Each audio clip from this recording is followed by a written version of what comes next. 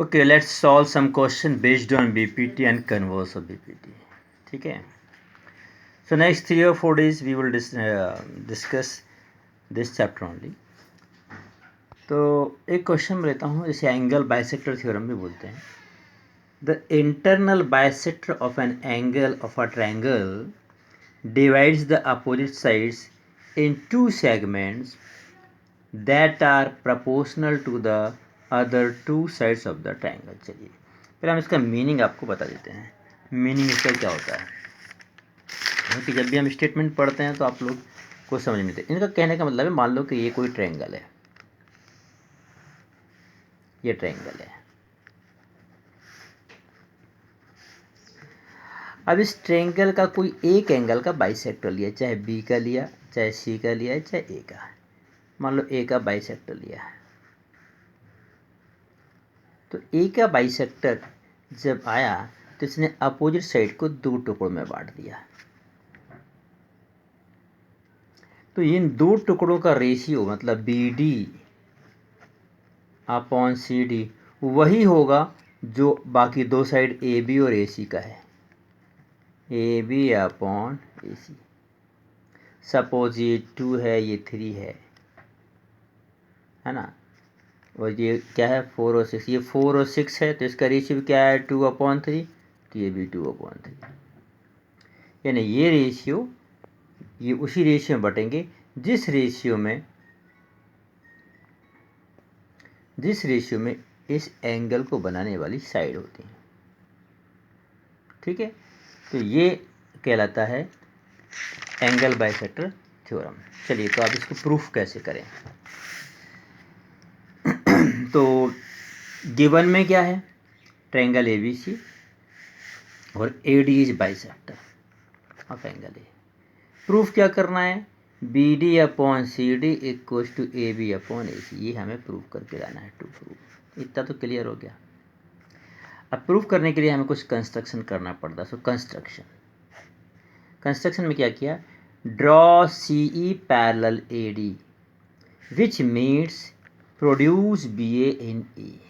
अब हमने क्या किया, इस ए डी के पैरेलल एक लाइन खींची, पैरेलल ऐसी, इसका नाम है सी ई, जो कि बी ए को आगे बढ़ाने पर ई पर मिलती है. विच meets produce B A in ई. इसके पैरेलल खींचिए. अब आते हैं प्रूफ पर. अब देखिए, प्रूफ भी बहुत सिंपल है. A D is bisector of angle A, so angle 1 equals to 2. देखिए, ए डी बाइसेक्टर है, सो एंगल 1 और एंगल 2 आपस में क्या होंगे, equal. Angle 1 equals to angle 2. ठीक है, कोई दिक्कत तो नहीं. अब ये लाइन इसके पैरेलल है, तो ये एंगल 2 और 3 आपस में इक्वल होंगे. Why, alternate angle. और एंगल 1 और एंगल 4 आपस में इक्वल होंगे. क्यों, करस्पॉन्डिंग एंगल. सो यहाँ लिख दिया अपन ने, angle 1 equals to 4 corresponding, angle 2 equals to 3 alternate. Why, because A D parallel C E. ये ए डी सी ई के पैरेलल है. सो 2 3 के इक्वल और 1 4 के इक्वल.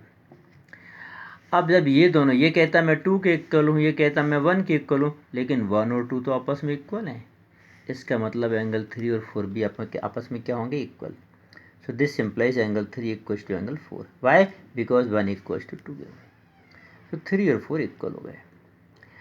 अब किसी ट्रायंगल में जब दो एंगल इक्वल होते हैं तो उनकी अपोजिट साइड्स इक्वल होती हैं. तो मतलब ये ए ई और ए सी आपस में क्या होगा, equal. So this implies A C equals to A E.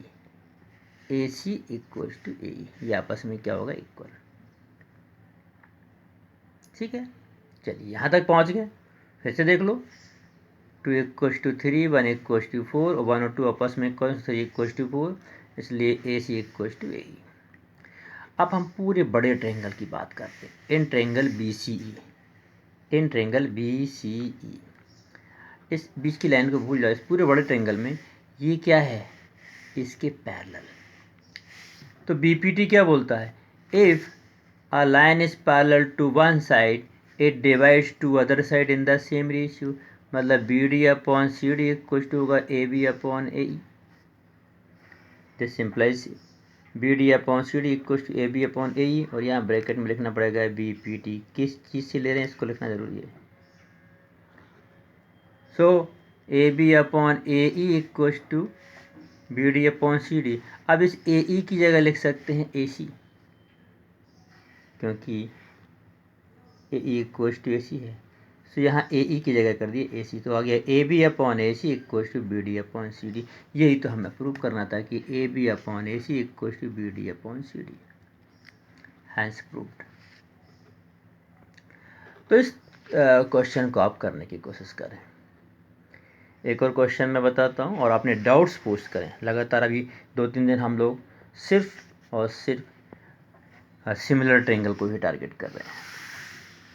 ये क्वेश्चन है कि ए बी सी डी कोई क्वाड्रिलेटरल है और P Q R S, A B C D is a quadrilateral, P Q R S are the points of trisection of A B C, A B B C C D D ए।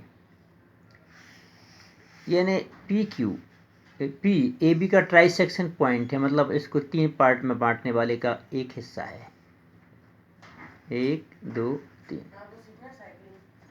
ठीक है, 3 part में बांटने वाले का एक हिस्सा है। तो कहने का मतलब है A P upon A B कितना हुआ, ये A P upon P B कितना हुआ 1/2। ये एक हिस्सा, ये 2 हिस्सा। हमें शो करना है कि P Q R S parallelogram है। तो हम क्या करेंगे, हमें इस पी क्यू आर एस को पैरेललोग्राम प्रूव करना है। हम एक काम करते हैं, इस ज्वाइन ए सी को हमने ज्वाइन कर दिया। अब देखना D S upon A S, D S upon A S equal to क्या होगा 2/1। ये 2 हिस्से, ये एक हिस्से, क्योंकि ट्राइसेक्शन पॉइंट है। और D R upon R C, D R upon R C भी क्या होगा 2/1 इन ट्रायंगल डी ए सी। तो ये अपॉन ये इक्वल टू ये अपॉन ए, तो by converse of B P T ये दोनों बराबर हो गए। तो by converse of B P T, C B P T नहीं, converse of B P T, ratio same है तो लाइन बाय कन्वर्स यहाँ लिखना चाहिए, converse of B P T, ये एस आर ए सी के क्या होगी पैरेलल। हमने converse of B P T में क्या सीखा था, कोई लाइन यदि सेम रेशियो में बांटती है तो थर्ड साइड की क्या होगी पैरेलल। तो एस आर किसके पैरेलल हो गई, इस ए सी के, S R parallel A C. फिर से देख लो, इन triangle D A C D S upon A S equal to 2/1 और D R upon R C भी 2/1। ठीक है, तो दोनों 2/1 है, क्योंकि ये ट्राइसेक्शन में बांटता ना भाई। तो ये रेशियो सेम है, तो ये एस आर ए सी के पैरेलल हो गई। इसी तरीके से हम आ जाते हैं यहाँ पर इस ट्रायंगल में, in triangle A B C, A P upon P B 1/2 या P B upon A P कर दो 2/1, कोई बात नहीं। तो हमने लिख दिया A P upon P B, A P upon P B 2/1 और C Q upon B Q भी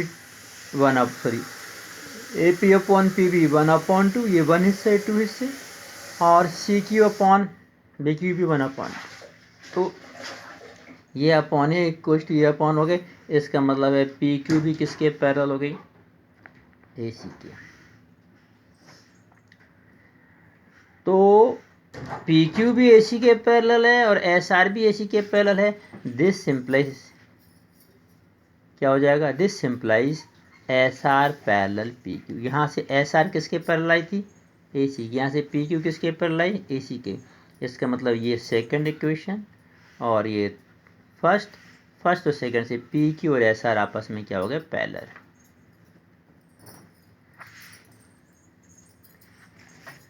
similarly we can prove this one, हम इन दोनों को मिला लें यहाँ पे। तो 1/2 1/2 सो हो जाएगा S P parallel B D, यहाँ से आ जाएगा R C parallel B D, दोनों इसके पैरेलल हो जाएंगे तो अपोजिट साइड सी बी क्या हो जाएंगे पैरेलल, सिमिलरली लिख दिया। तो opposite sides are parallel, hence P Q R S is a parallelogram. 10th में इस टाइप के क्वेश्चन अपन लोग पढ़ चुके हैं, वो मिड पॉइंट थ्योरम से पढ़ा था। यहाँ पर अपन ने बीपीटी लगाया किसी भी रेशियो में ऐसे कर। अभी तो शुरुआत है, और भी क्वेश्चन है कि एनसीईआरटी के क्वेश्चन भी हम करेंगे, आप डाउट्स भेजना शुरू करें। एक क्वेश्चन और हल्के से यहाँ देख लीजिए, ए बी सी डी, ये एक फिगर है, इसमें पी क्यू आर एस इसके क्या है मिड पॉइंट्स हैं। P Q, P B D का है, क्यू डी सी का है, आर ए सी का, ऐसा मिड पॉइंट। तो हमें प्रूव करना है कि P Q S R is a parallelogram. क्या प्रूव करना है, ये पी क्यू आर एस क्या है, एक पैरेललोग्राम है। बहुत ही सिंपल है, हम शॉर्ट आइडिया दे रहे हैं, आप इसको सिस्टमेटिक लिखना। ज्वाइन ए डी, तो पहले इस ट्रायंगल को ले लेना, ये मिड पॉइंट है तो B P upon A D होगा 1 और B S upon A S होगा 1, मिड पॉइंट है। तो ये दोनों रेशियो सेम है तो ये इसके पैरेलल हो गई। सिमिलरली ये भी इसके पैरेलल हो गई, तो दोनों क्या बन गए, पैरेलल साइड। फिर हम इसको मिला लेंगे, तो पहले पूरे बड़े ट्रायंगल में दो साइड के मिड पॉइंट को मिलाने वाली लाइन थर्ड साइड के पैरेलल होती है, तो S R B B C के पैरेलल आ जाएगी। फिर इस ट्रायंगल में आ गए बी डी सी में, तो ये भी P Q B B D C के क्या आएगी, पैरेलल आएगी। तो एस आर और बी पी क्यू दोनों बी सी के पैरेलल हैं तो आपस में पैरेलल हो गए। पी एस और क्यू आर दोनों ए डी के पैरेलल हैं तो आपस में पैरेलल हो गए। तो opposite sides are parallel, hence it is a parallelogram. चलिए, ये तो शुरुआत है, अभी हम क्वेश्चंस को कंटिन्यू करते रहेंगे। Okay, you keep on practicing question and post your doubts. Okay, thank you very much.